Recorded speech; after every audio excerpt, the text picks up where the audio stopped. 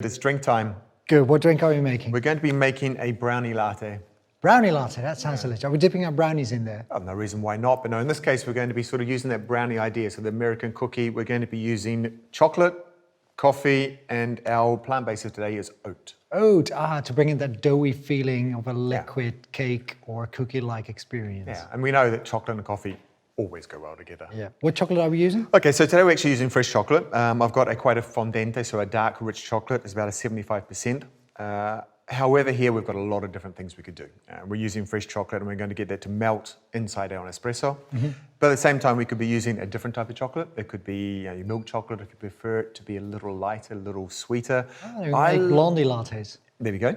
Oh. However, I also like when you use chocolate which is maybe flavoured with cinnamon or orange and things like that. It's really play around with the flavours in the coffee. I can definitely see that happening over Christmas time. Exactly. And of course, the other way you can do it maybe a little bit easier, not quite as rich, is just using topping or even hot chocolate powder. But yeah, this obviously is a little more artisanal, a little more richer and a nicer way of doing it. We usually use these drops, that are intended to melt, but this is just a chocolate bar that we got from the supermarket. That's right. Yeah. So what we're going to do, I'll make the espresso. As I say, we're going to be foaming, so we're going to be making it warm. We're going to need that heat from the espresso to melt the chocolate. Okay. And it's quite a simple, it really is not a difficult drink, and it's one that is a crowd pleaser because, as I say, chocolate and coffee always go well. My blend for this one, for my espresso, is going to be a blend, as I said, so it is going to be a little richer. And I like the way that it's going to cut through that chocolate flavour a lot better. Okay, so it's a full-bodied blend Exactly. that will carry the rest of the flavours. It's not roasted so light, so I don't have that acidity. I've got a little more depth in my espresso in this case.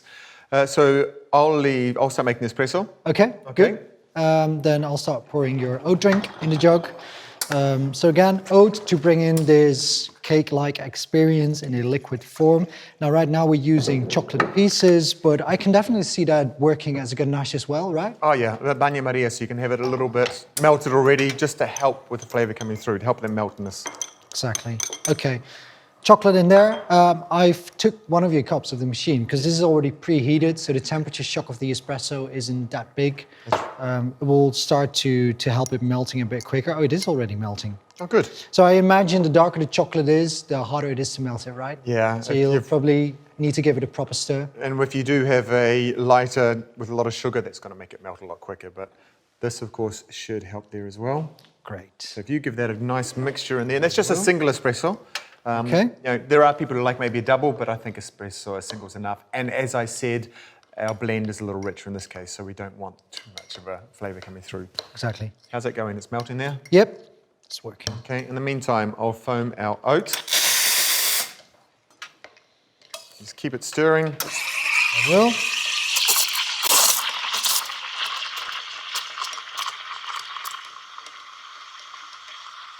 I think you could even use those little whiskers, right, that we often use for coloured lattes.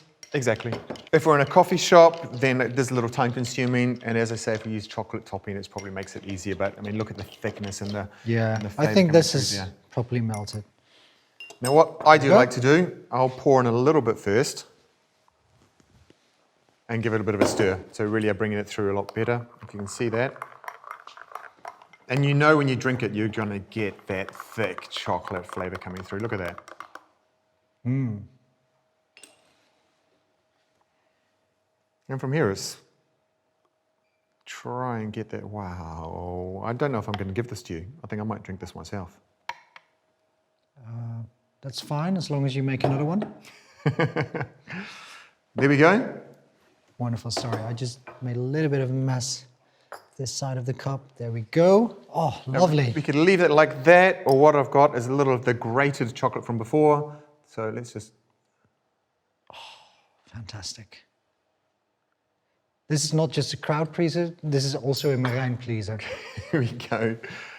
So there we go. And your Merijn pleaser. Thank you. Enjoy. Let's give this a try. Oh, it's already smelling like a warm chocolate. I can already picture what the coffee is doing. And you've got all the chocolate coming through in the first row. Fantastic. This is great. This is going to be my go-to drink this winter. Absolutely. Enjoy. Thanks. I'm keeping this. I was going to make myself one in that case.